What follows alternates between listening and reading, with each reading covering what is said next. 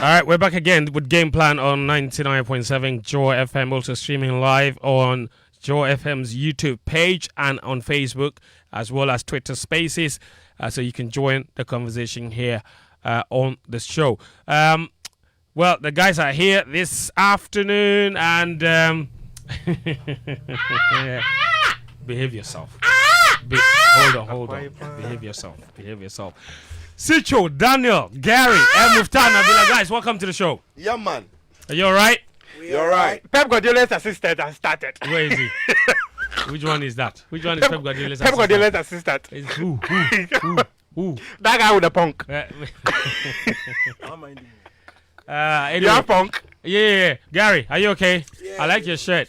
Thank you. You seem a little bit too calm for But this you've been Friday, wearing this shirt for a while now. So for a Friday afternoon. How is he acknowledging for the first time? So like Sitsofe, I have 7 of these. Easy, bro. I have 7 of these. You do. Yeah, I have so seen these one, in different two, colors. yes. I have. 1, 2, Yes, 3, yes, 4, yes. 5, 6, 7. Yes, and I've actually not worn, I think, 2. So what you see Swag Nation. is no further comment. No further comment. No. You know what? The guy is the guy. You know, I have a suggestion. Daniel doesn't have any. And you and Daniel are the same size. Give him the same size. Yeah. So give the other 2 to Daniel. Like no, but I really Daniel, you said 2. Yeah? You get like 6. You get like 6. I get like 6. You know where 3 is. I know where 3 is. No, but this one is shapeless. So how go? That will go well. No, but this guy, no. I mean, we have to discuss with Muftawu. I'll get him. In exactly 5 minutes. Before the clock goes 3 times, I'll get him. Anyway, so I You mean, know- since you mentioned, you know our brands here. Yeah. The Yeah. is it they don't call them tailors. No, he's a They don't call them tailors. He's a designer. It's okay. A brand here, the designer. Yeah. He made. The one a brand here, the designer is classic. Yeah. You know, there's a jingle like that. Yeah, that's the guy. Yeah. No, he's top. A brand here. the Yeah. designer. He actually works for one of my brothers. Yeah. Okay. So normally on they are catwalk things. You go see they there. So And he gracefully 1576. yeah. So Okay. Sitsofe has 15 of his jalabia. Of his and then Daniel has 6 of the shirt he's wearing, and then You I have about 7. 7 of this Oh, one. okay. Muftawu, we have to. I don't have a number. Colors looks like You know, this whole conversation about I have plenty. We've all had it before. No, but you see, wear wear the same thing. When they ask you, they say, "Oh, this one." Forget. Which brings to mind, you remember when apparently they said Zuckerberg Yeah. that is shit. Yeah. And then was it one day he took a photo of his wardrobe? And they said it was one T-shirt. One T-shirt. And we actually got to know that it was not. Just one. And not just that, it was not like those $10. Yeah.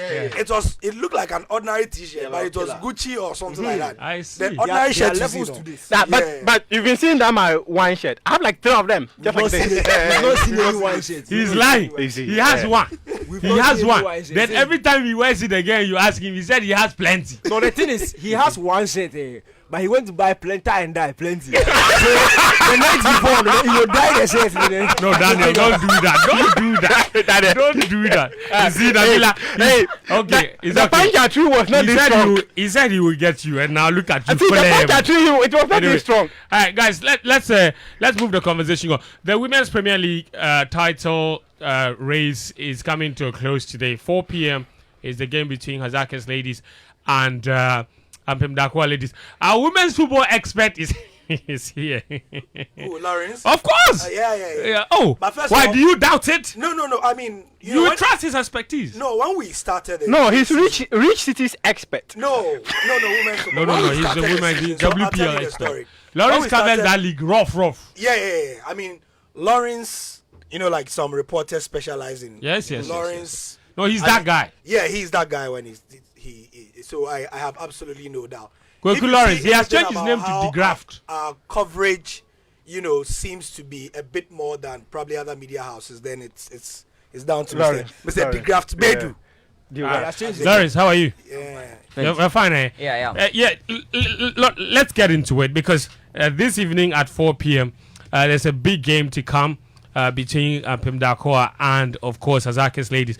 The woman that will be doing the commentary today is also Esther Banko. She's also joined us for us to have a very lovely conversation on this. Esther, thank you so much, despite the brief notice, that you found time to join us here on Gameplan on 99.7 Joy FM. I believe already you are in Kumasi. You're probably at the stadium right now. Am I right? Yes, please. We are currently at Abrankese Dr. Chase Sports Complex. Interesting. Let's get into it. Of course, this is a massive game. It almost has become very. Some people would say monotonous, isn't it? It's the same clubs every single season that make the final. And until last season, it always seemed like Hazakis always triumphed. The two teams, having had exactly stellar regular seasons, both have struggled from what I have seen, but somehow they have still managed to get to the final. What makes this year's final extra special? Well, Fentuo, thanks so much for having me on Gameplan this afternoon.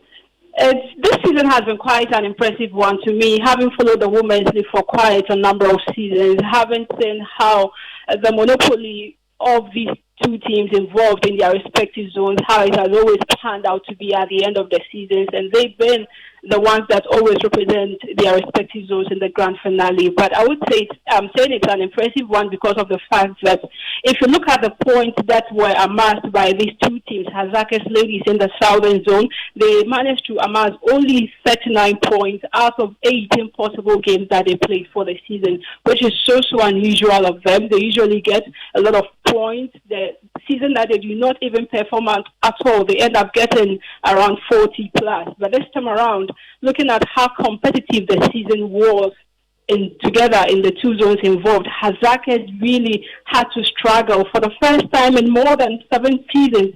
They had to decide their fate of whether they were going to be the team to represent the Southern Zone in the grand finale on the final match day, when they were held to, I would say, a very fierce contest between themselves and then Fit Ladies. Because if the game that happened at the Jendu Park, if Fit Ladies had won that particular game, then for us, we might be talking about a different narrative altogether of it being Fit Ladies for us going to play against Pimdakoa, not as the regular Hazakis coming back in the grand finale. So for the competitive nature of it, it has really been in the Southern Zone, and the teams that were initially termed to be the smaller teams based on the sponsorship and the little financial support that they've had, they've made it a point to ensure that they also managed to get quite a number of players on board to beef up their squads and then ensure that they give their respective teams the competitiveness that they needed in order to ensure that we have the best representing the zone. And that is what Hazakis had to really go through,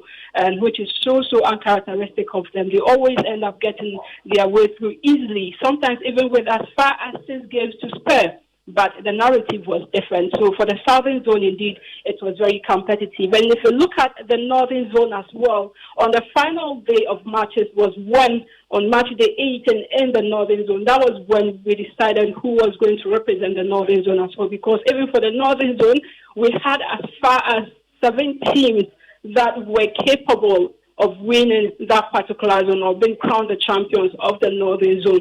And it had to take the exploits and the experience that Pimdakoa they had in Africa through the Wafu competition that they participated, having won the title last season, in order to use that to outwit Ashtown ladies, who were possible contenders on the final match day by winning by as many as 5-0.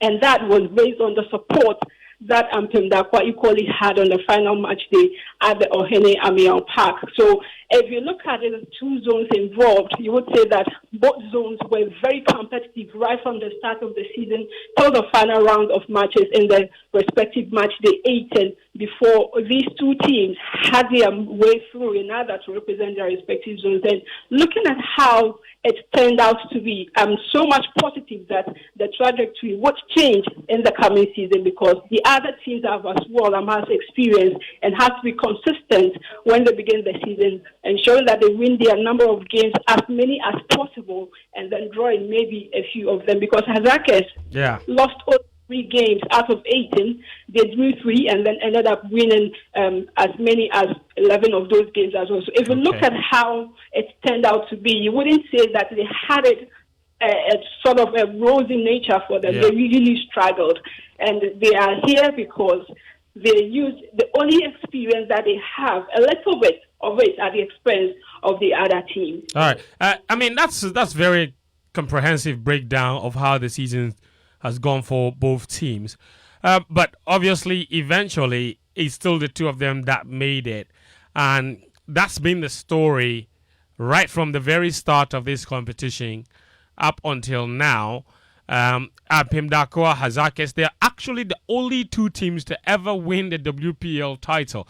What is it about those two teams that makes them continuously successful in Women's Premier League in Ghana? So much so that the other teams are, as much as they try, they still somehow fall short. And it's always these two teams. What is so special about the two of them? What are they doing differently? What the two teams are doing differently, one, it has to do with financial terms, because if you look at the other teams, both in the northern and then the southern zone, most of these teams are owned by individuals, and that can't really be said for Hazakes and Ampem Dakwa ladies.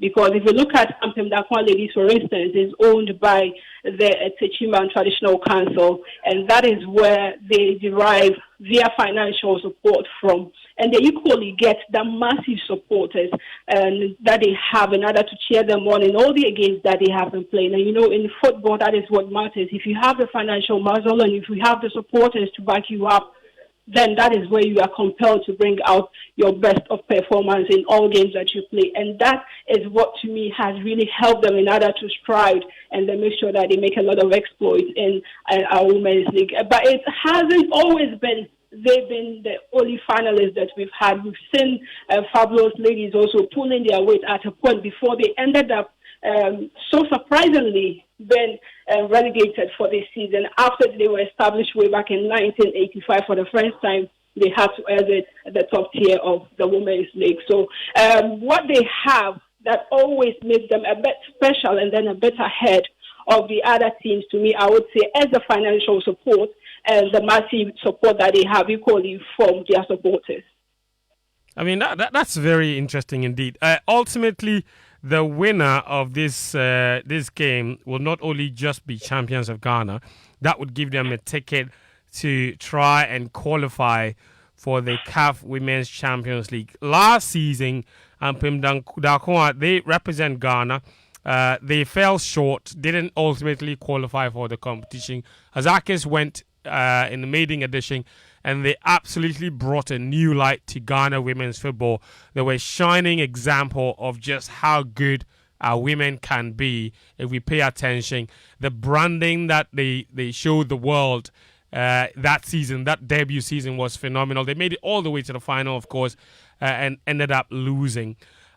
What is the expectation like from where you sit in terms of these two teams, and how much you think how far you think they can go ultimately, either of them, if they can become champions? What is your estimation of just how well they can represent Ghana this time around in the CAF Women's Champions League? Well, Tahiru, I believe that they have quite a good team, especially from their technical teams involved, which you see Bazigi for Hazakes having been with the side for the past 8 seasons. And he has the experience that it takes, and he equally knows really how to handle a female team. And I'm saying that authoritatively because it's not always easy. The style of administration of women's team is always different from that of the men, because for the women you need to manage both on and off the field, and that is what you see Bazigi has really a lot of it, a wealth of it actually under his sleeves, and that is the most reason why even in situations whereby they end up losing some of their players, they manage to get better replacement for them. And a typical player that I would make mention of has to do with Janet Atsrim. I believe that you know so much about her, one of the best defenders that we've ever had in our top tier of the Women's League. And this is a player that right after she left the shores of the country last season, Coach Yusuf Bazigi had a better replacement for her, and she is Habiba Isa. and she's a player to watch out for in the heart of defense for Hazake. And so Mpemdakwa also doing the same. The expectations for me, I believe that in as much as they have quite a very good team, the both of them, I believe that they need to do a lot of beefing up before they can make it a point. That is, whichever team that turns out to win it, before the team ends up representing Ghana at WAF or subsequently winning and they're making it to the CAF Women's Champions League, that means that team has to be prepared. The basic and most important thing has to be that the first one is financial preparation. It has to be adequately done. And then the other one has to be with the players that they will bring on board, beefing up of their respective squads as they go to represent Ghana in these competitions. All right, I think that's pretty great stuff. Thank you so much, Esther. I know you have to go and prepare for the commentary. We'll be watching. Kickoff is at 4 p.m. and at the Kwame Chase Sports Complex. I'm sure there will be a decent crowd there to witness the ultimate of the ultimate football match in women's football in Ghana, the final of the Women's Premier League. This is a big deal. I actually do believe if our Ghana Premier League was organized in a similar manner where the winner of each zone faced each other in the final, we will always have a really big game to look forward to. But Esther, thank you so much for your time. We really appreciate it. You're welcome, please. Thanks for having me as well. All right, so Esther Bankwa is a Ghana Women's Premier League commentator. She's a sports journalist as well. Lawrence, what's happening elsewhere in the Women's Premier League? It's come to a close. Of course, we are discussing Hazake's ladies and Mpemdakwa ladies going to the final. It's not good news for some teams, is it? Well, yeah, it isn't. When Muftawu say I'm a rich city expert, I tend to agree with him because, for a team that you followed since I was on campus, UPSA, they were one of the teams that caught my eye. Lawrence, wait. When was the team formed? Oh, the team was formed in somewhere 2019. But then when you were UPSA, yeah. While I was on campus, they were playing the Division 1 by then, so I'll go to the Madina Sports Complex. I'm too young, I know. Okay, you go on. So you go on. Yeah, so as I was saying, no, it's okay. Lawrence, go on. Yeah, as I was saying, one of the teams that caught my eye. So I've been watching them quite a while. Once they got promoted to the Premier League, it was a time for me, also being in the media space, to follow women's football. Yeah. And I think for the past 2-3 years, I've done it quite well to my own standard, and I think I'll still get better with time. Yourself, right? Allow him to do it. Not many people put in the work.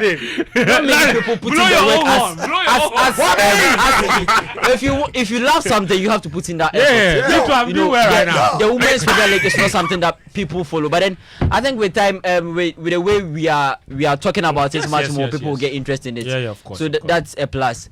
So what's with Rich City? Charlie, the experience bits I think played a role, because for a team that didn't have much experience, didn't have most of their players available, it was always going to be a struggle for them. They came to the Premier League. They only got promoted last season. Came to the Premier League, and then by the end of the first round, they had about 5 of their starters out. Well, Cecilia was one player who was very key. She also suffered an injury. Out how? Like they left the team? As in injuries, and then okay. So injuries played a role, and then the fact that they were playing with teams who have quite experienced players. Because even if you look at ACM Socrates, who they came into the Southern Zone with, ACM had some experienced players like Ellen Coleman, who has been a national who has been a national team player. So exactly. So you tend to struggle against some of these teams. Their first game in the Premier League, they showed symptoms or signs of a good team. But then once you lack the experience, you are always going to struggle with time. Lawrence, Rich City, they played 18 matches. No win. They got 3 points. No, if you wait. Where's Rajwa? There was a point to go to the stadium to watch them, and someone will ask you, "Hey, in so far can I be show?" Oh, so the person, Lawrence, wait. So the person watching Where did the person come from? What was the meaning? Well, you see, most of these games you have the Medina people around to watch them. And when they are playing, when Rich City is playing home on or Berry Ladies, because they train at the Medina AstroTurf, you have more of the Medina people supporting them. Yes. And then when they are not playing well, I am a moon train who have but they are paying for it and they are training. So every time that I get the results going your way. Cyril and Raju, I'm sorry, but if you concede 48 goals in 17 matches and score only 16, get 3 points. Some way. Let me tell you one thing. In 18 games, 3 points. They came 3 draws. Some way. Rich City came to the Premier League with just one goalkeeper. I think in the it took them after the first round to convert a player into a goalkeeper. In the while they were in the Division 1 league, they had 2 goalkeepers, but I think one had to leave after the qualification or promotion to the Premier League. So they because they're a new team, you struggle to find players. I got to a point. Nobody wants to go there. They wanted this Hazakes ladies player Jafaru, and then Jafaru was close to signing for Rich City. Hey, only for one by Real Madrid player. She was actually willing. She was actually willing to join the club. You didn't just do that. Only they had finished talks with only for Berry Ladies to pass back and then say, Charlie, Rich City won't be relegation. Join us. And she moved. And when she went to Berry Ladies, you could tell the impact she had on the team. Wow. Got them playing well. Provided some assistant goals for them. Jafaru played in the Champions League. Yeah. With Hazakes. Yes, she did. Yes, so it was actually going to be very difficult for you know, one of my absolute favorite things about the WPL is also the names of the teams. Give us a roster, my friend. Rich City, Rajwa named the team after herself, Rajwa Rich City. But they've had a pretty good campaign from, let's say, off the pitch, isn't it? They struck a partnership with Everton, I believe. Yes. I think there's not even something new. At some point, they had some big media house come in, talk to them, because when I talk to her, she tells me it started as something that they wanted just girls to enjoy. So it was for fun, for girls to enjoy their play. But it got to a point, they felt, we could give these girls something more than just playing for fun. Play in the Premier League, get your name, get yourselves out there, and then probably join some big clubs. So they were at some point they were even the feeder club for Berry Ladies, because Philomena Bakar, Abigail Tewia, who was once upon a time, she's still a national team goalkeeper, all came from Rich City. So you've mentioned Berry quite a few times. They look very ambitious. I know the chairperson or the owner of Berry Ladies. She's also the deputy director, the national service. She's a very ambitious woman. She's invested a lot in this team. But one of the other team relegated alongside Rich City in the Southern Zone, their name, Thunder Queens. When you mention Thunder Queens, don't forget to, if you're Empress. That's what I'm saying. If you're Empress is the assistant coach of Thunder Queens. Oh, come on! Wait, Empress Ifia. Yes, Empress Ifia. Relax. You mean the girl who took GIJ? Yes. To Karim's coach. Wait, Musa games. Karim's coach. Consider 25 goals in 3 matches. Don't do that. Empress Ifia is listening. If she says we are lying. But she has a license D or something. Why? No, why? In fact, why? Hold on. But Gary, when you say the license, we know some people who also have licenses. But when they go and coach, they carry like Frank Lampard. Like Gary. Talk to Frank Lampard, the guy. Never talk to them directly. Don't go through. Don't go through the corners. Go through. I'm not going through. Don't do that. I'm not going through the corner because I also know. I also know. See, I also know a TV coach who was chased away from Ogo United. Okay. I also know. Okay. Hey, I also know the Graf Johnson, Lawrence's uncle, the Graf Johnson. But do you know a certain coach who gave you a name? Who? I was the one who took his slippers around. No. You know a coach who gave you a name and asked you if you have seen snow before.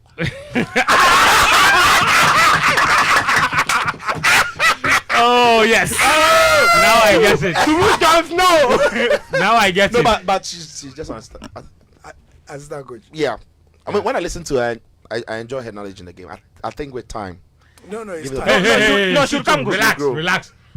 relax. Yeah. The knowledge is different from the application. She just started. She's just done D. She's She'll just do starting. C. She'll go pro. She's still young. But why do you want to be on her And case? she'll. See, I have a friend. No, the thing is that she went to Busa Games. I have a friend. friend. No, Nabila, I have a friend. Uh-huh. He but went if to you go coaching. Hold on. He went to coaching school in the US. Very highly educated. When he speaks about taxes, you know that this man knows what he's talking about. But When it was time to coach, one day he had to carry his slippers and run away. Yeah, I mean, yeah, there are lots of people like that. But when you go to Gusa Games with GIJ, it's like going to the World Cup with Cuba. Gusa Games. This is not boxing. GIJ don't even have a pitch. No, the school doesn't even have a pitch. Okay. The school doesn't even have a Fair sports enough. complex. Let's move or it on. anything. So, Thunder Ladies relegated alongside Rich City in the Southern Zone. In the Northern Zone, a bit of a disappointment. One of the trailblazers when it comes to women's football in Ghana. Fabulous ladies. Madam Abiba Atta's team. They were in the final a few years ago. They have been relegated in the Northern Zone alongside one of my absolute favorite names, Candy Soccer Academy. Candy Soccer Academy also relegated, which is a bit of a letdown. Lawrence, is there anything there that surprises you? Well, I think for the first time in a long while, we had 5 teams who were capable of winning the Northern Zone, even on the last day. Ampem Dakwa, Dreams, Northern Ladies, Supreme Ladies, and Pelpia were all capable of winning it on the last day of the season. So that was one thing I liked about the Northern Zone. There was competition, very keen competition, and then although Ampem Dakwa had won eventually, I think it's because of the experience that they have. What played a key role in their struggle in the second half of the season is the fact that when they were going to Africa, they had to loan some players in the big clubs to help them. And since it didn't go well, they came back to the league, and then at the end of the first round, they had to release those players. So it was part of the reason why they struggled in the second half of the season. But then for them to still keep their grounds and then go on to win the Northern Zone, it was something that you can credit them for. Thank you very much, Lawrence. So with all the lowdown, our women's football expert, Bobbing. But following the Women's Premier League, It's not easy, eh? It's one of the most. It's actually the most difficult. Yeah, it is. It's more difficult than following Division 1. Yeah. So when Lawrence, I mean, I mean, he deserves all the Okay. credit. Anyway, is there knowledge is shown on this thing? Is there anything any of you wants to add to this WPL Yeah, thing before we move on? I mean, I think that it's the visibility over the past 2 seasons. I mean, this is what happens when there's a conscious effort from this. If it is mainstream news or governance affairs, they will say it is one of the good examples of a public-private partnership. The public being the Ghana Football Association and the private being the sponsors. And the stakeholders inside the GFA on the WPL, clearly, you can tell that they work closely with the sponsors. So they are aligned. Now, and let's give them shouts, to be fair. Betway has done what we can learn from the male side is that for the last 2-3 headline sponsors of the Ghana Premier League, the sponsors have always complained that once they give the money, they don't get that synergy going forward. Right. After a month or 2 or 3, then they are struggling to even get the GFA to. You have not heard those complaints from, what's it called? Malta Guinness. Malta Guinness. There's some sponsors of the competition. So on the women's thing, and I feel, and this is one of the things that, the people who handle the women's Premier League side of things. They have a women's Premier League desk. No, women's football desk. Yes. Which is headed by Matt. In fact, it's run by 2 people. Yes. Matilda and Zainab. But that's a media. Overseen as the media. Oh yeah, the media side of things. Overseen by Auntie Hillary.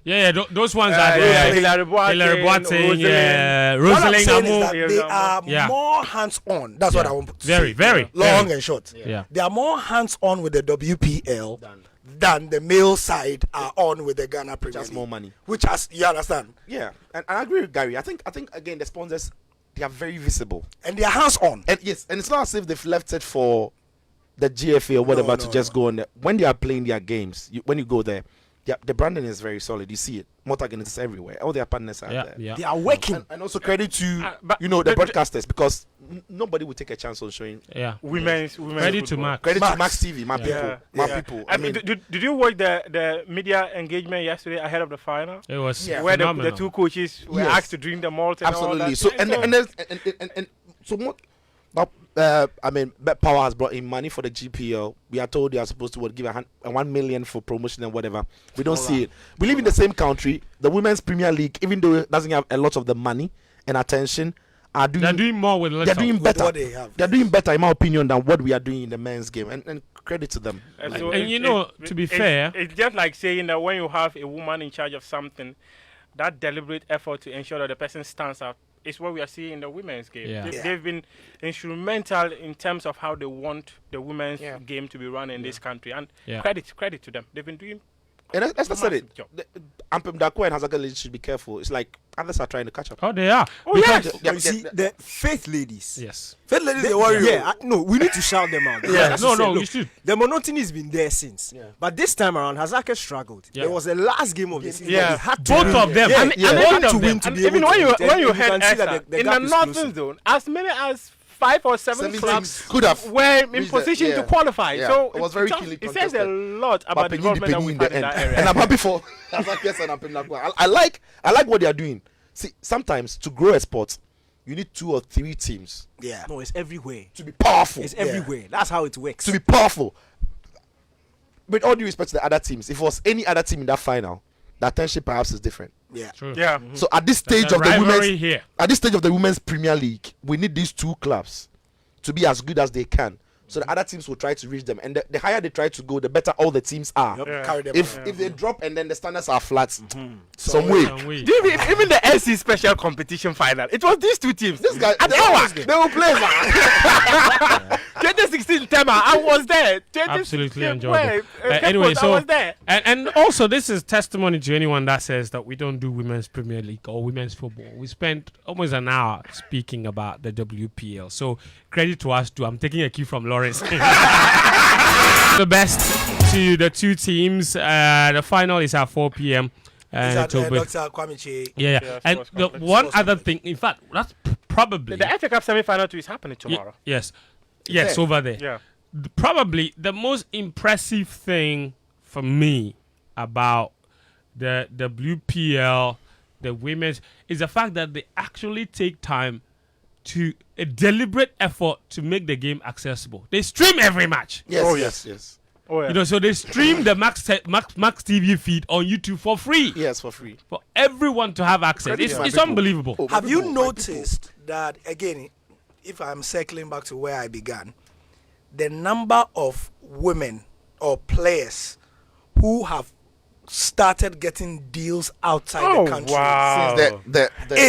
has been directly proportional to the attention we are, and it's not coincidence. It's coincidence. It's not coincidence. It's not coincidence. Especially after that Hazaka's performance in the CAF Women's Champions. But more importantly, players who have left the country. Teams from outside Hazaka's ladies and Ampem Dakwan are getting deals out there. When they go, they don't spend 6 months and come back. They stay there. So who are you shading? They stay there. Who are you shading? The people who are working, when their players go, they stay there. They don't come back after 6 months. And they are winning leagues. Maybe Lawrence, you need to start a rap of the women who are Ghanaian women players every weekend. We will consider next season. Yes, if we get access to it. Oh, Charlie. Oh, we'll get access. No. We will even spend more time on the men's game. We are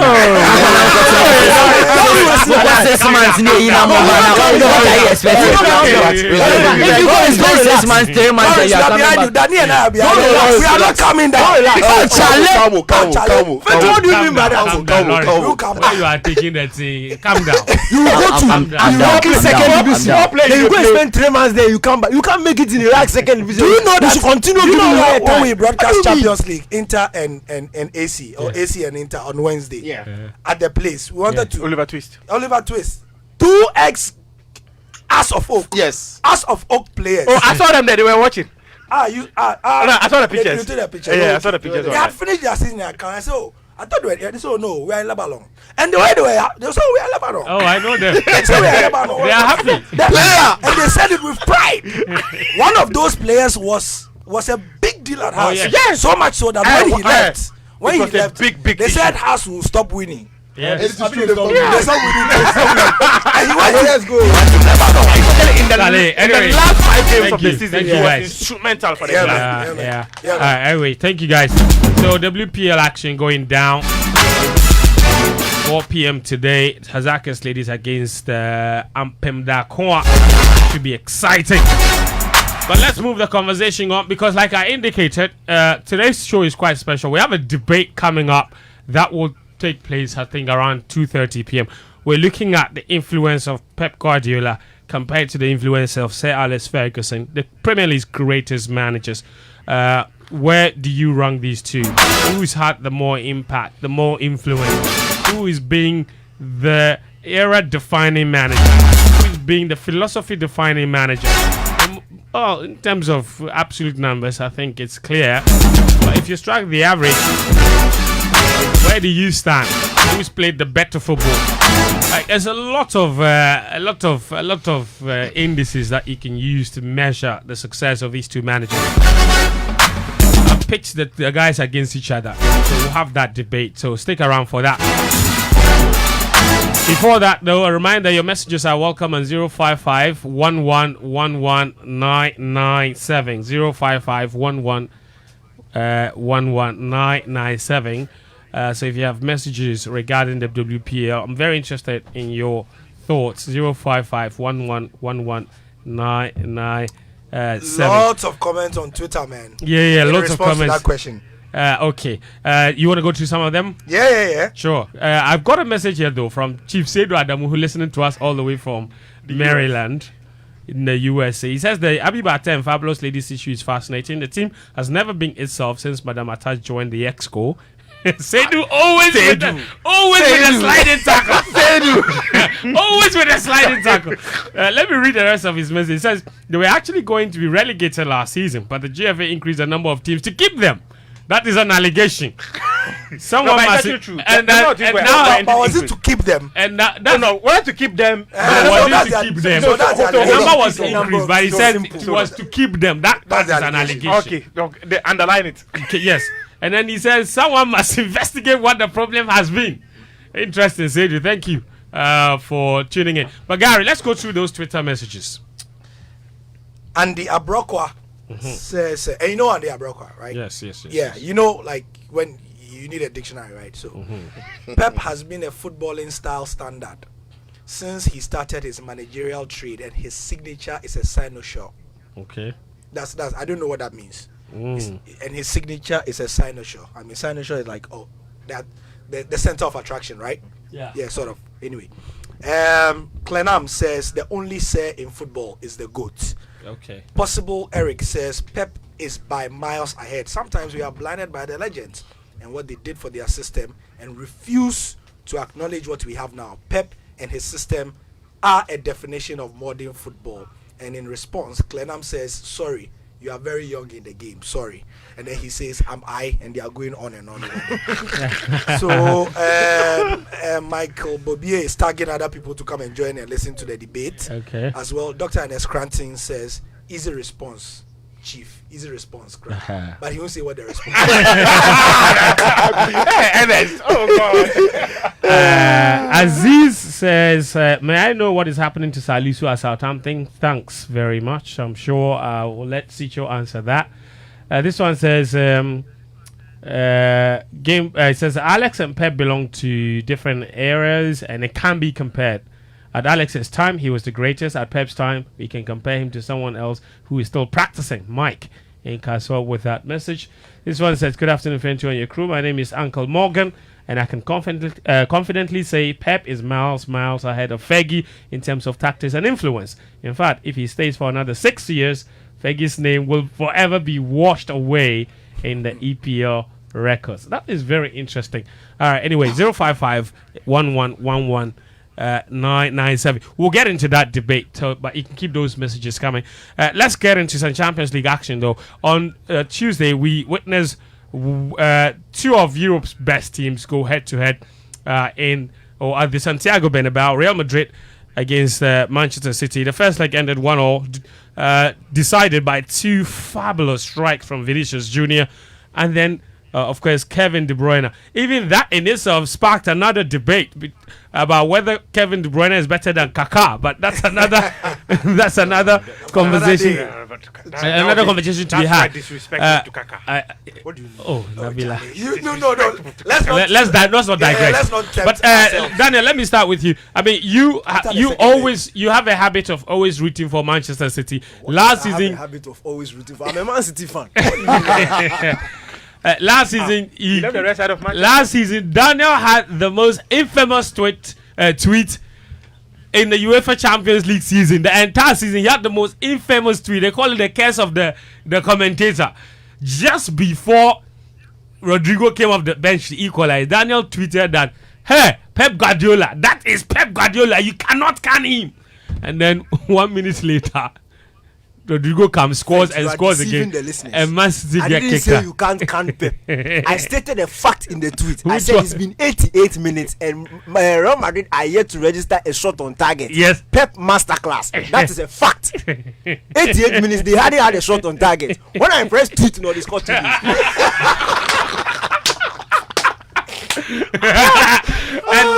and then my man had to mute the tweet because it was uncontrolled. Like, it was a global meltdown. Oh, it was crazy. It was a people pylon. were going. That's the word. It was a pylon. It was. Yeah. It was crazy.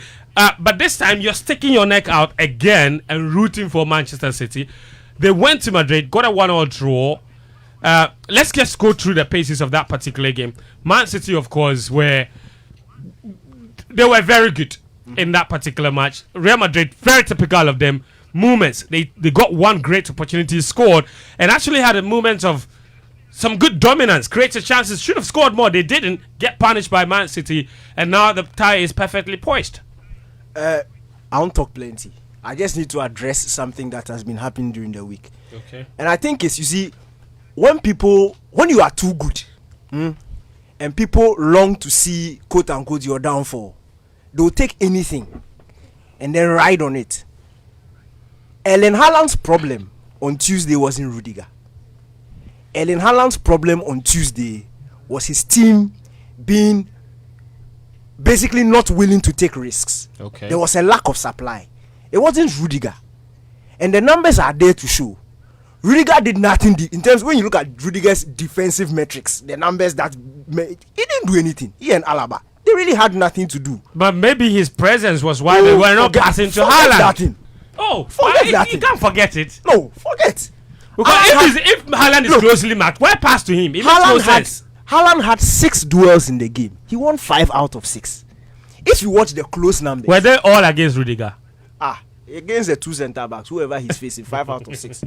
Look, when you want to make a statement of fact, okay, you need to sort of measure it against averages. So if you are going to say Haaland was marked out of the game based on the number of touches he had or based on the number of shots he had, it has to tally with what has happened in the past. Okay, if you look at Haaland's average touches per game, it's 21. So if he does 18, it is not overly below average. Do you get me? Okay. If you look at Haaland's average passes per game in this season, it's 15. So if he does 13 passes against Real Madrid, it's not overly below average. If you translate that to what Rudiger did during the game, in fact, this is Rudiger's stats and Alaba, the 2 centre backs. Rudiger made 0 tackles in the game, 1 interception, and 0 blocks. Alaba made 1 tackle, 0 interceptions, and 1 block. That block where he stopped Haaland's shot from going in. It was a clean goal, and he blocked it.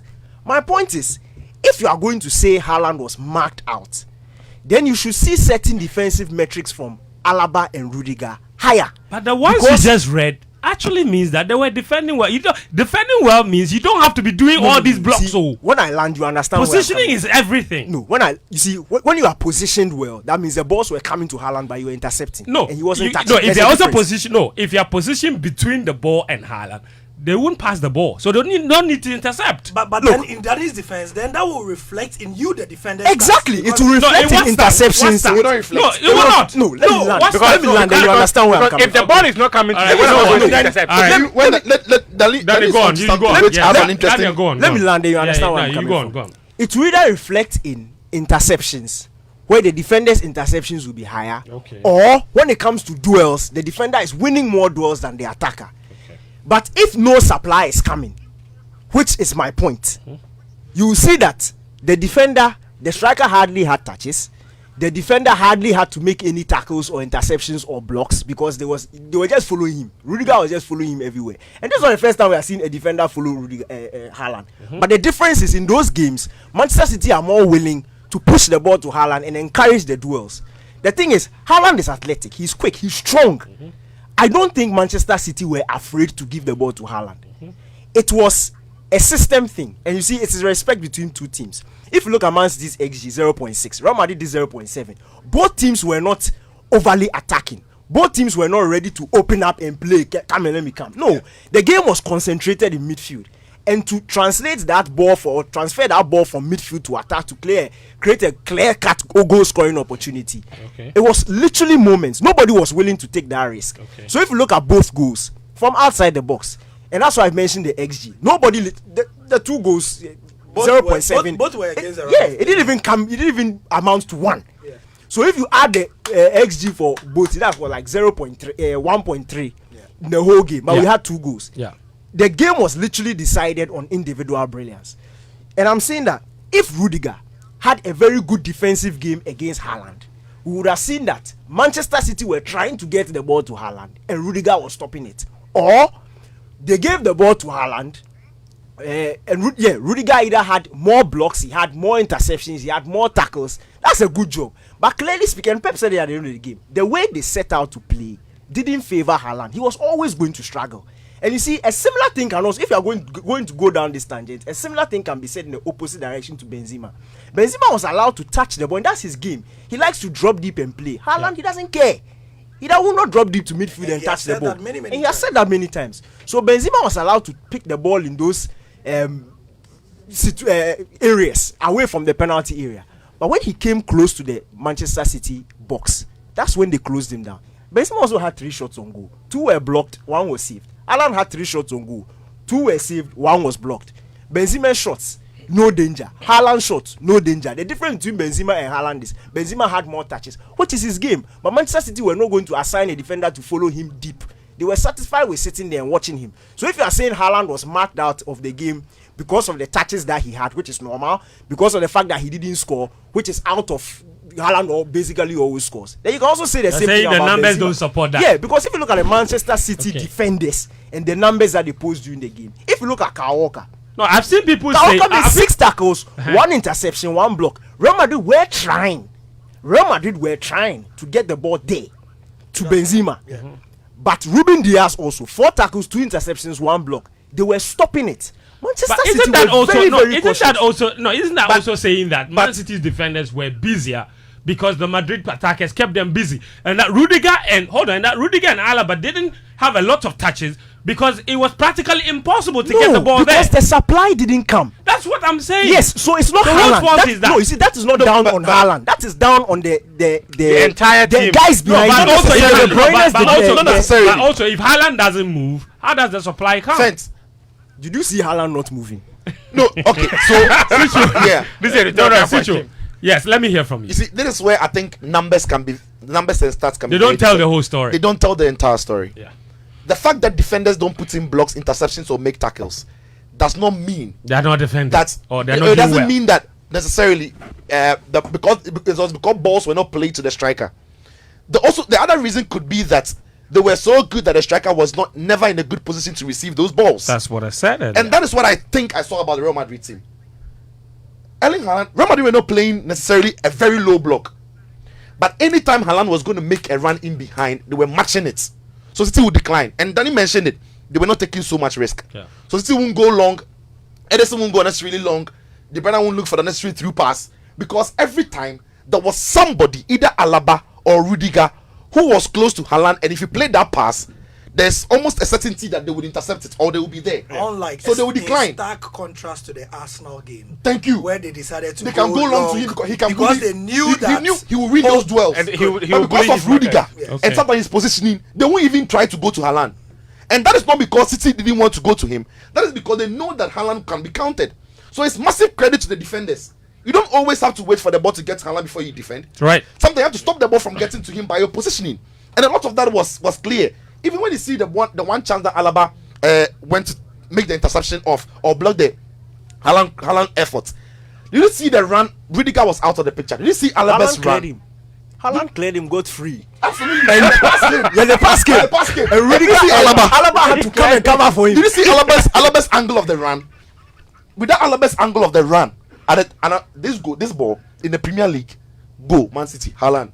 That's right. Again. That's right. But because of the quality of defending, yes, by the Madrid players, it was impossible for Haaland to even touch the ball in places where he usually touches the ball. From Alaba, not Rudiger. No. So in this case, to be fair to Daniel, that was Rudiger's position. No, that's what I said. In as much as it was Rudiger's position, yes, that is why you have two centre backs. No, but when one is out of position, the other player is always able to people are making this mistake. It's not as if Rudiger was man marking Haaland. Rudiger was sharing Haaland with Alaba throughout the game. Yeah, throughout the game because Haaland wasn't static anyway. He was trying to move into places where he could get other midfielders coming into the game. Okay. But the Madrid defending was so good that they couldn't even trust that they could pass the ball to Haaland. Unlike Benzema. Now here's the thing. This is where I think numbers do not do justice. When you see the City defenders, their numbers, it's almost as if they were brilliant. They were not. Benzema on the day, in my opinion, was off color.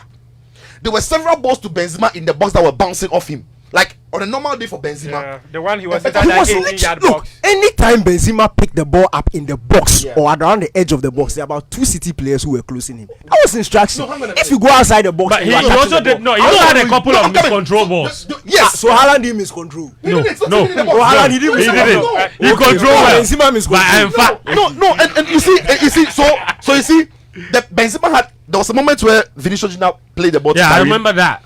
And for a player of his quality, a better control, and nobody would get close to him before he shoots the ball. But he poorly controlled the ball. City came and they cleared it, so it will count as clearance by the defender. Yeah. So he shouldn't clear. No, he will clear.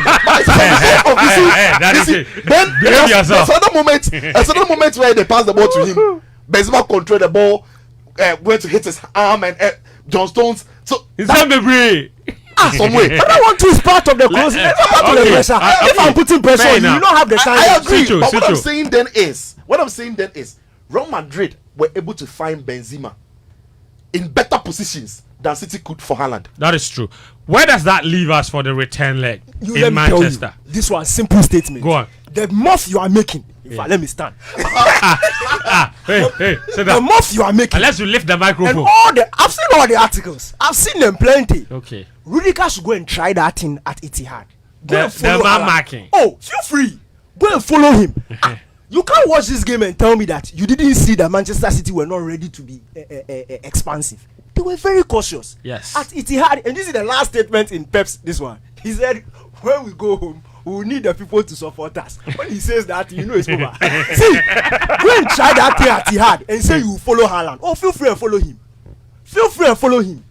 Go and ask. No. But if he follows him, what will happen? But actually, if he follows him, what will happen? He followed him, nothing happened. If because they follow him, what will happen? But you see, the thing is, a lot will happen. Even in the second leg, in my opinion, I think Carlo might be tempted to play Eder Militao, Rudiger, and Alaba as left back. Maybe Camavinga comes into the middle of the park.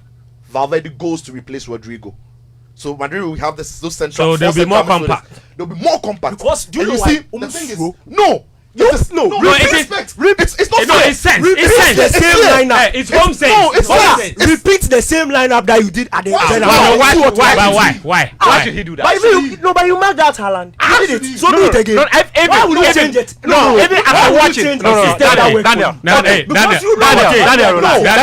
hold on. After watching the first leg, the reason why I think Carlo would do that. Yes. The reason why I think Carlo would do that is because the game is perfectly poised for the threats Madrid can pose to City, as we saw even at Bernabeu. At Bernabeu, City were not taking the risks that you thought you would take. True. At Etihad, they probably will. And if they do that, nobody stops Vinicius Junior. Nobody stops Benzema on his day. Nobody stops Eddie Valverde when he's galloping.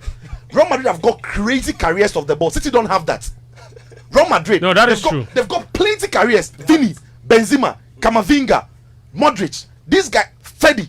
All of them can run with the ball at a mile. And if City are going to be expansive as Danny is, and they must be because they have to score perfectly. They don't have to. It's 1-1. It goes to extra. Then goes to penalty. Don't think somebody has to win. Yes. So, but City don't have to go into the game thinking that they are at home. So they have to take the initiative. That would be naive. The game is still poised for anybody to win. Yeah. City must win, but Real Madrid too must win. So don't take it as though you're at Etihad. So it's on you to go and open up against Madrid. They will kill you. So I think Pep, as well as he was careful at the Bernabeu, he will again be very careful in the second leg. Okay. He will not entertain that I'm at home, so let me open up and hey, Real Madrid, they'll eat you good. I wanted to hold on, Daniel. You people said it's a working system. Wait. And you are praising the system that worked. So why are you suggesting that we'll go and change it at the Etihad? Coaching, why not? Because you know what is going to happen. No. It's coaching. Daniel. Coaches are dynamic. Coaches are this dynamic. This is not correct, Daniel. No. Okay. There's no coach anywhere who is static after watching the third level. It never happens. Nabila. If you are the manager, you will not also do successfully that. man-mark a player who has scored 50 goals this season. Okay. Why will you suggest changing a system in the second leg? Why won't you go and repeat the same thing? Why would I repeat that? Because it worked. Nabila, or it didn't work. Nabila, how do you think that second leg is gonna go? Well, based on what Daniel is saying, and then what Sitsofe also said, I do foresee Carlo Ancelotti trying to make changes, but if he does that, what it will mean is that Pep Guardiola too will try to switch up, and I'm not sure there's going to Real Madrid will go man marking Erling Haaland again.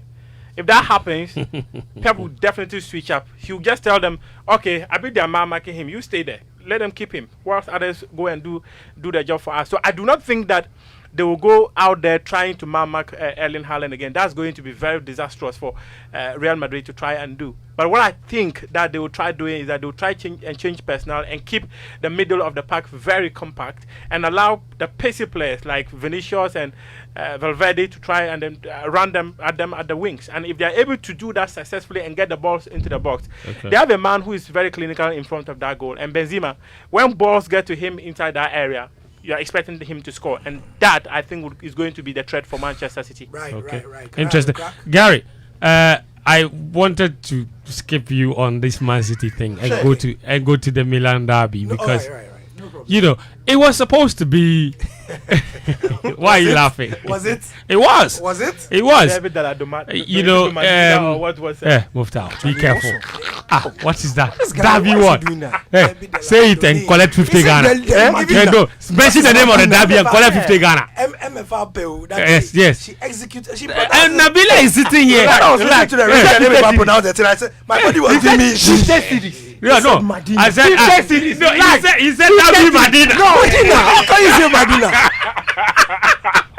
Charlie, hey, apologize. Apologize to your listeners. Me, I want the 50 series. Wait, what's the name of the derby?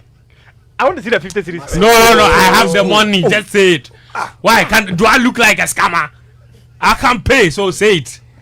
Gotta talk. I know we talk. Anyway, look.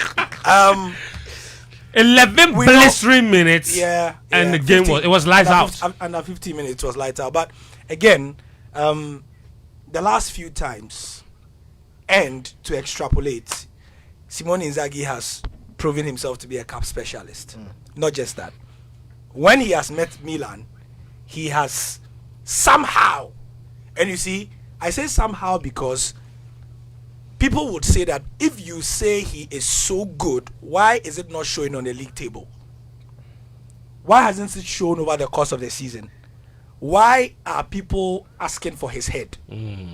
Which is why his record in cups seems to suggest that in tournaments like Europe, aka the Real Madrid mindset, the one-off games thing, he's very good at that. If you look at from the time that he came in, his record in the cup competitions is unblemished. Yeah.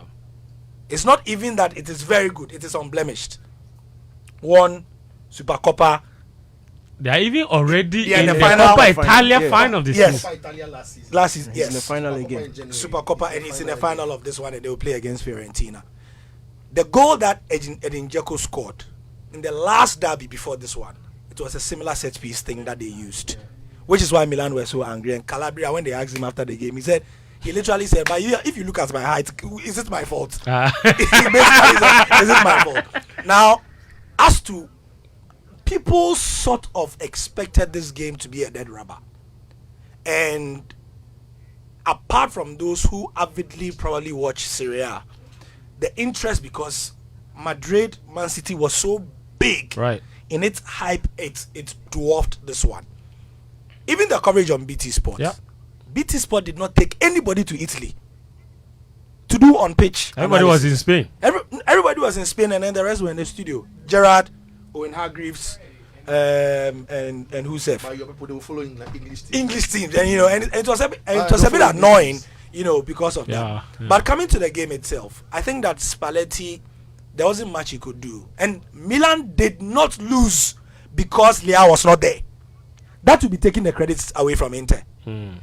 Milan did not lose because Leao was not there. Of course, his absence was a contributory factor, because if you look at the game, there were clear opportunities where you feel that one-on-one, Salamakers, he would have done a better job than Salamakers in terms of execution, in terms of spraying the passes or taking people one-on-one. Taking people on one-on-one. But from a system point of view, I feel like that on the day, Inzaghi had a better day. 2, and again, it has come down to what I call his lack in the cup games or whatever it is, his predilection or whatever it is. Putting Lukaku down, putting me on the bench. Lukaku was on a streak of 3 goals and 3 assists coming into this game. The balls to take that decision is one of those things. Putting Brozovic on the bench was one of those calls as well. If he had got it wrong, like they will finish him. Yeah. But it's just one of those things. And I just think that he set his team up better because Milan did everything down to the crowd. And look at the Inter goal scorers: 38-year-old and a 34-year-old. So in the post-match, remember, look, you listen to the post-match. Immediately it was done. Jacko, when he was interviewed, the first thing he said was experience. Lawrence, remember? And it is a key reason why they've won all the derbies this time, because Milan's guys suffered just a little bit of temperament issues. That is true. Just a little bit. That is true. You see how they were. Tonali was everywhere. Brahim. Everything. He Brahim complained. behaving like a kid. And it's so surprising. But the referee was too strict. Exactly. I was coming to that. And they needed to know that. And you could tell, from the first moments, you can tell what the referee is like. Yeah. And that's what experience does. That's why Barca will pay some referee. Without proof. Anyway, about the referee. So for me, just to wrap up, I think Inter were full value for the result. And because of that experience again, like if you look at every statement the Inter, I've been taking my time to see all of them. It's been almost comedic in its repetition. All of them keep saying that what has happened in the first leg is dead. It doesn't matter. And I mean, in my books, 90%, I've given it to Inter to repeat the dose again. The second is just a quick one. I actually think that this is a replica of Jose Mourinho's Inter 2010, where he had old men. Zanetti, Maicon. Champions League like that. No, that is true. That is true. Champions League, you need experience. You can't discard it. Diego Milito. I want to talk about the second leg. AC Milan, in all the previous meetings in this tie, Milan have always qualified. They've always qualified. Yeah. But never have they lost the first leg in those previous encounters. They've lost the first leg now. Going into that second leg, I mean, 2-0 on paper might look big, but it really isn't, because Milan score first, and suddenly we have a game. Absolutely, I think so. I think Stefano Pioli must get some things right going into that game, because, as he said, the game can very much turn on its head in a flash. Yeah, I personally also think that Rafael Leao playing did affect the general outlook of Milan, because if Rafael Leao plays, it gives Theo Hernandez also freedom, because he's able to occupy the fullback there. Theo can gallop. They didn't have that. I mean, Salamakers hasn't been constant. Yes, reach. And Origi came on, showed glimpses, not too good. Yeah. So it's that effect that he has in the team on other players that was out of the game. But ultimately, Inter they were fighting. Inter looked like they were winning all the second balls, were more aggressive. Yes. Dzeko's goal was brilliant. And I've heard people blame. And that is why I feel like it is not a Leao thing.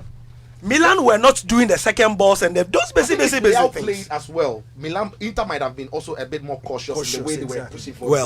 If you give him an inch, he'll kill you. Sure. But the thing as well is people are blaming Davide Calabria on why he's on Dzeko. I'm like, if you watch Inter, they've got Dumfries, who's a big lad. Yeah.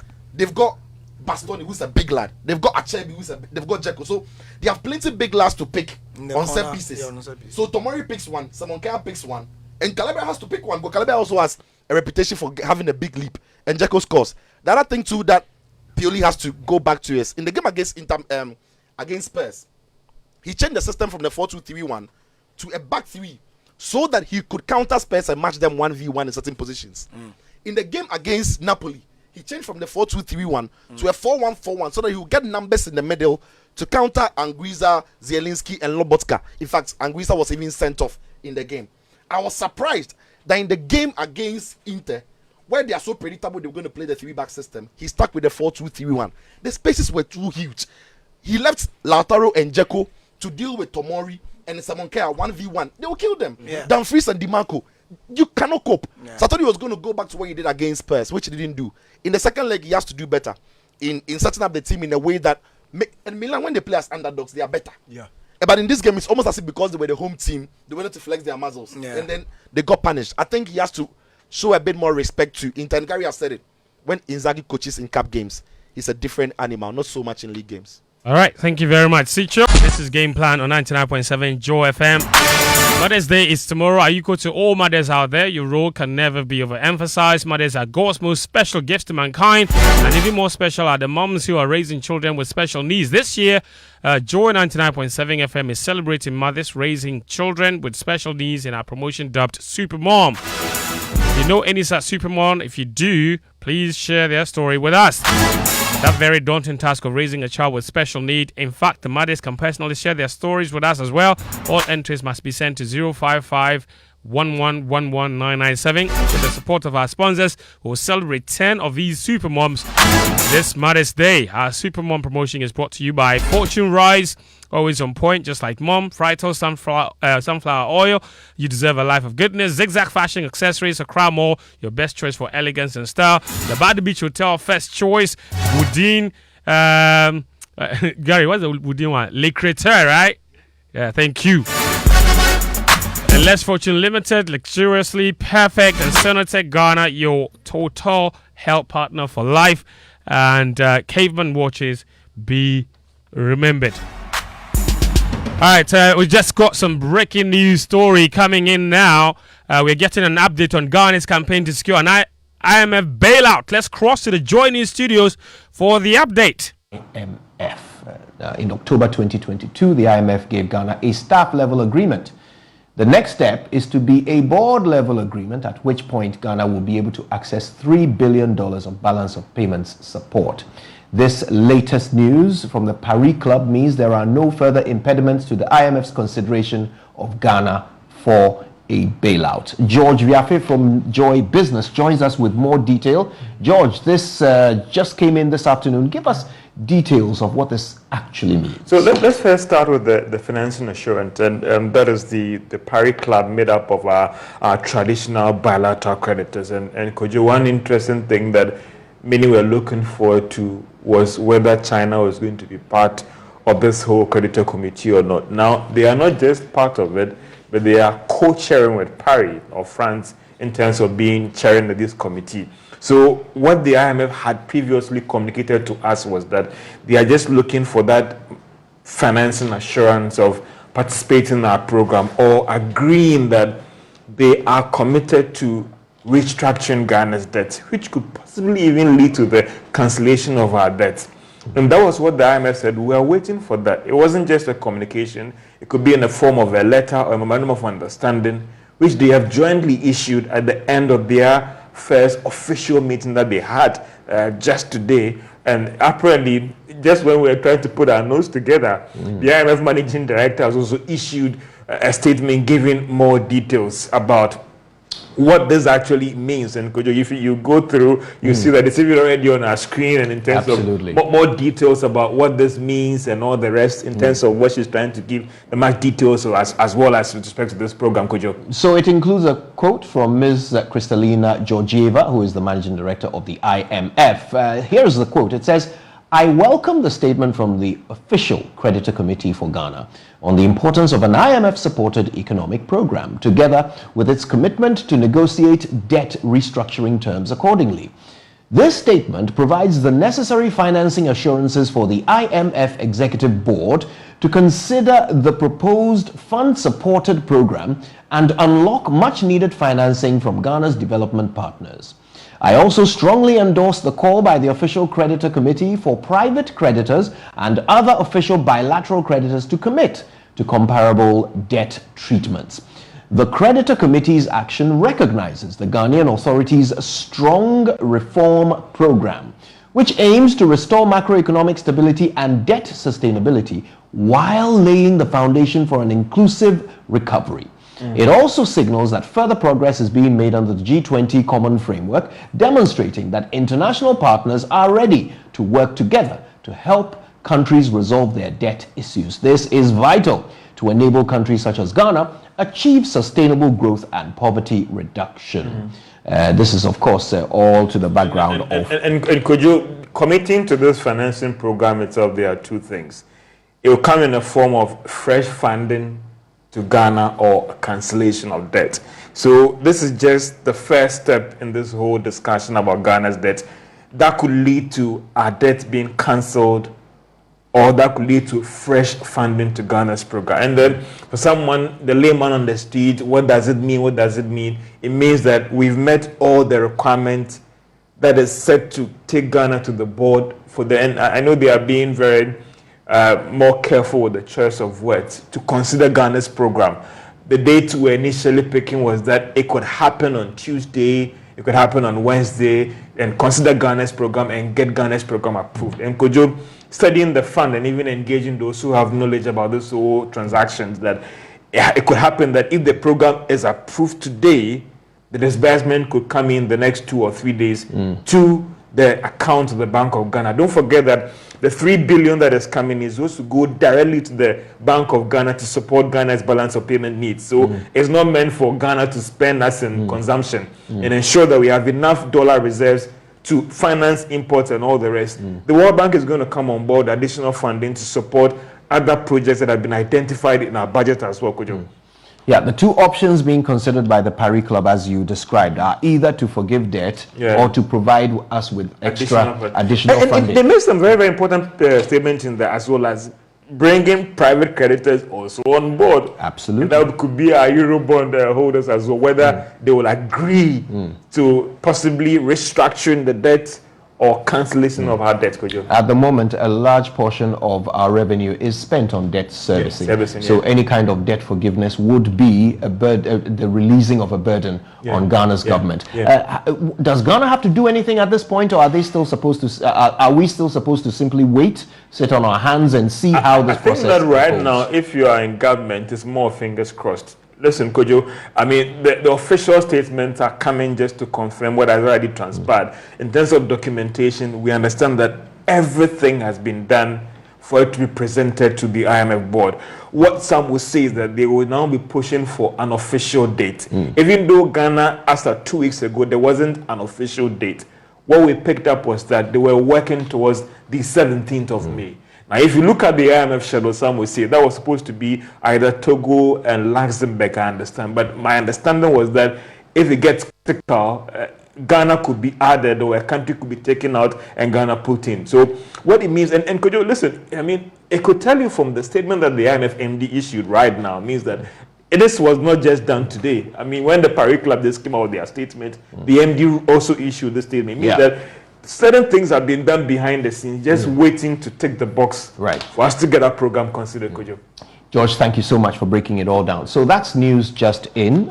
Under the co-chairship of China and France, Ghana's bilateral creditors have agreed to a financing assurance for Ghana, which means there is now no impediment in the way of the IMF considering Ghana's bailout program. The IMF boss has herself called on other creditors, private creditors, to follow suit so that Ghana will be properly poised for this bailout. More information will be available to you on myjoyonline.com and in subsequent bulletins. Thank you for watching. Joy 99.7 FM. Yo!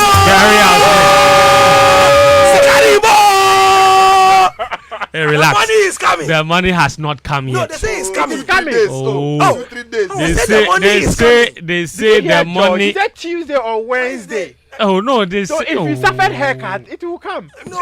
No. They say the money is coming. Yeah, it's coming. It's coming. Until it arrives, I don't celebrate. Don't do that. Look, for a long time, we didn't even know whether the thing will come or not. It will not. Judge Biafi says it means that one, either they will cancel the debt, Yes, or they will give us the money. More money. So it is scary boy. Chalema Tahiru, bro. Look, for those of you game plan, I know our demographic is a lot of 24 to 35-year-olds, and they had their coupons and things. Charlie, they sent me my coupon like last week, but if they send you your coupon, it doesn't mean you have got the money. Yes. But if they send you your coupon, it's a good signal. Indication that the money is coming. It means the money is coming. So after this, we can go and eat. No, cool down. You see, as for the coupon, Cool down, Nabila. Don't go and fast on Gary's coupon. If you see a coupon, you can't eat like that. You have. Anyway, well, that's that. Anyway, so good news, I guess. So we'll take it. But this year, the Event Factory presents the Mother's Day Lunch and Bloom. Activities include a 3-course lunch buffet, a fresh flower bar, flower arrangements, a kiddie area, vase modeling, and so much more. The date is Saturday, 13th May 2023 at 11 a.m. That's tomorrow. Eden Garden is the venue, Airport Residential Area, 28 Agostino Nato Road, opposite Kafela Crest. For tickets and information, just call 020-965-0627 or 0201-521-686. You can also visit Empress Scott and Events Factory GH for more details. At Empress Scott or at Events Factory GH for more details. Let's all come together and celebrate the women who make a difference. Did you say it on the 13th, right? In our lives. Yeah, that's tomorrow. That's tomorrow. Now, tomorrow as well, okay. The Cheche Bar. Yeah. You can join DJ Black at the hottest spot in East Legal. The Cheche Hotel and Restaurant is located on the Abochi Street. And it's where the music never stops. So you can come and enjoy good music tomorrow, the 13th of May, with a DJ who knows how to rock the crowd. That's DJ Black. And it's starting at 9 p.m. till midnight with free entry for all. Cheche Bar. Free entry. Cheche Bar and restaurants and hotels, 9 p.m. till midnight, free entry for all.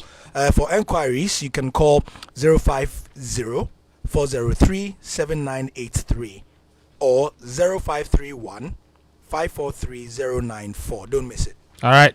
Sicho? Yeah.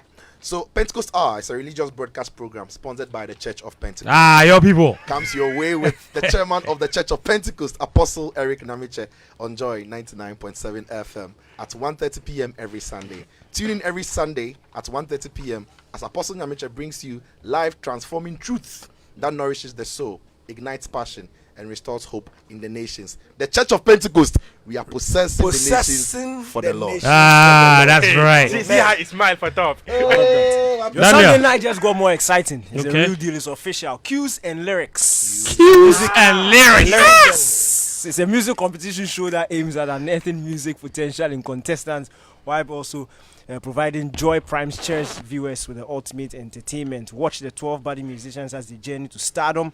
Don't miss out on the experience every Sunday at 8:30 p.m. only on Joy Prime. Cues and Lyrics is produced by Joy Prime and powered by Hits FM. Cues and Lyrics, bring on the music. Joy Prime, the ultimate. Did you say on Sunday night? Yes. On Sunday night. Now on Sunday, let me tell you, from now till Sunday, right? Okay. Your beautiful mother, who is an epitome of grace, strength, and unconditional love, can get something from you from now till Sunday, the 14th of May.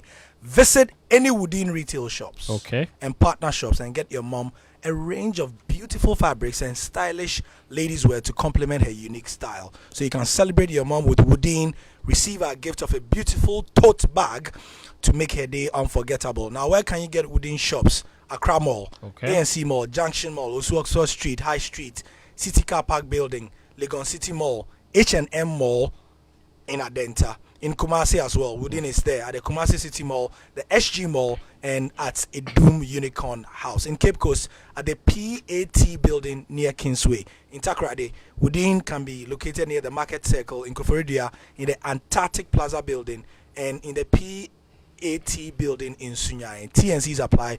Woodin Lake Creator. And if Woodin is not enough, add a water tank. Water tank.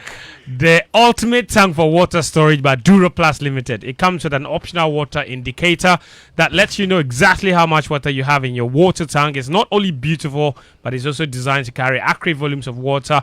If it's 5,000 liters, then it's 5,000 liters. Of course, it's very durable and available in various sizes. So get yourself or your mother a water tank today from Duraplast. Water tank, what a tank. Remember, where Duraplast goes, water flows. Muftawu. And did you know you can pause and reverse live TV on your HD Plus decoder at no extra fee? Simply connect a USB flash drive with a capacity of 4 GB or more to your HD Plus decoder and have control over your TV viewing. Also, schedule your HD Plus decoder to record live or upcoming shows and catch up on your favorite shows in HD at your own time. This is a world-class TV viewing. Purchase an HD Plus decoder from the nearest Electroland showroom or multi-TV dealer outlet nationwide. Visit hdplus.com.gh or call 024243987 for more details. HD Plus, the Philly experience. Okay, and the Sanotech Medical Center is a legally registered, privately owned Ghanaian company offering 24 hours clinical and medical diagnostic imaging services using modern facilities since 2012. Some of our services include general practitioner and specialist clinics such as physician specialist, ONG consult, surgical consult, ENT consult, pediatric consult, urology, cardiology, dietitian consult, orthopedics, dental clinics, and so on. Medical diagnosis services such as ultrasound, 2D, 3D, 4D, MRI scan, CT scan, digital X-ray, dental X-ray, fluoroscopy, radiology interventions, echocardiogram, echocardiogram, EEG, that's what it is, mammogram, endoscopy, ECG, laboratory services, including COVID-19 testing and pharmacy. They do a lot. So if you have any health challenges whatsoever, that's where you should go. They have a branch at Osuoxford Street Mall, Tema Community 9, and inside West Hills Mall on the Weja Kasua Road. The slogan is your total health partner for life. Hotline, just call them 0242 439467 or visit them on social media. Sonatech on Twitter, on Facebook, of course, and on Twitter and Instagram is Sonatech GH.